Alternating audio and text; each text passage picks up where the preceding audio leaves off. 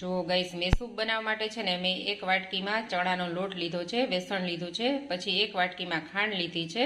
જેટલો ચણાનો લોટ હોય ને એટલા જ મેઝરમેન્ટમાં ખાંડ લેવાની છે અને એટલું જ આપણે ઘી લેવાનું છે. ઘી જો આપણને એવું લાગે તો આપણે થોડું વધારે એડ કરી શકીએ. ચાલો તો હવે આપણે સ્ટાર્ટ કરીએ મેસૂબ બનાવવાનું. જો ગાઈસ હવે છે ને આપણે જે આ ચણાનો લોટ છે ને એમાં ઘી નાખવાનું છે. અડધું ઘી અત્યારે આપણે એમાં એડ કરી અને એનું બેટર બનાવી લેવાનું છે. અડધું ઘી છે ને એડ કરી દેશું અત્યારે. આને છે ને લંપ ન રહે ને ગાંઠા ન રહે એ રીતે આપણે એને મિક્સ કરી લેશું.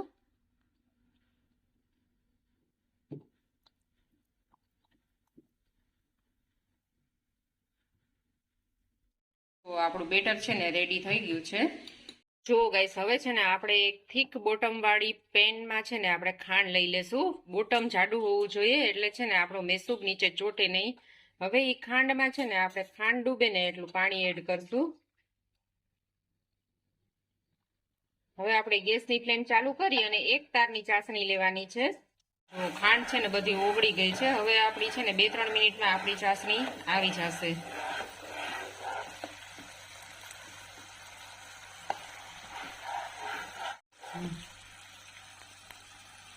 જો આપણી ચાસણી રેડી છે. હવે આપણે જે ચણાના લોટનું બેટર છે ને આમાં એડ કરી દઈશું. જો આપણે ચણાના લોટનું બેટર છે ને એ આપણે આ ચાસણીમાં એડ કરી દીધું છે. હવે આપણે એને છે ને એક જ ડાયરેક્શનમાં હલાવતા રહેશું. ગેસની ફ્લેમ છે ને આપણે મીડિયમ રાખશું.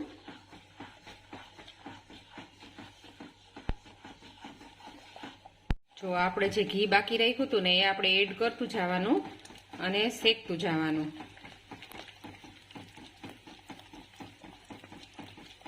જો ગાઈસ આપણું છે ને આ બેટર એકદમ ફ્લફી થવા માંડ્યું છે. ઘી નાખતું જવાનું અને હલાવતું જવાનું. ને ગાઈસ મારી તમને એક નાનકડી રિક્વેસ્ટ છે, મારી ચેનલને સબસ્ક્રાઇબ ન કરી હોય તો કરી દેજો. એટલે આપણે આવી સરસ સરસ રેસીપીઓ શેર કરતા રહેશું. જો આમ એક જ ડાયરેક્શનમાં આપણે હલાવતું રહેવાનું છે. જો હવે આપણો છે ને આ મેસૂબનું બેટર એકદમ ફ્લફી થઈ ગયું છે. હવે આપણે આ સ્ટેજ ઉપર છે ને ગેસની ફ્લેમ એકદમ લો કરીને આને શેકવાનો છે.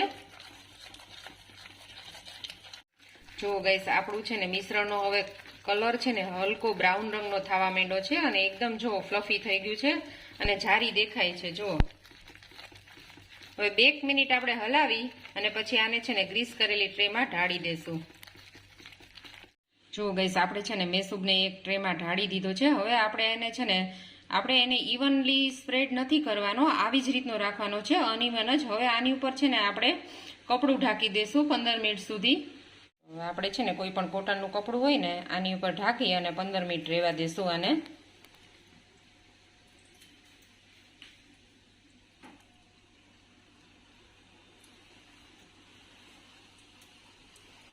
જો ગાઈસ આપણે છે ને 15 મિનિટ થઈ ગઈ છે અને આપણો મેસૂબમાંથી છે ને ઘી બધું મેસૂબે એબ્સોર્બ કરી લીધું છે. અને હવે છે ને આપણે કટ લગાવી દેવાની છે, નહીતર પછી આ બહુ કડક થઈ જાય અને કટ ના લાગે. 10 કે 15 મિનિટ પછી આપણે આવી રીતે કટ લગાવી દેશું. જો ગાઈસ આપણા મસ્ત મજાના મેસૂબના પીસ પડી ગયા છે. હવે આપણે છે ને એને એક પ્લેટમાં સર્વ કરશું. જો ગાઈસ આપણો જાળીદાર એકદમ સરસ સોફ્ટ મોઢામાં મૂકતા જ ઓગળી જાય ને એવો મેસૂબ તૈયાર થઈ ગયો છે. તો મારી રેસીપી તમને સારી લાગી હોય તો તેને લાઈક કરજો અને શેર કરજો અને મારી ચેનલને સબસ્ક્રાઇબ કરજો. Thank you for watching.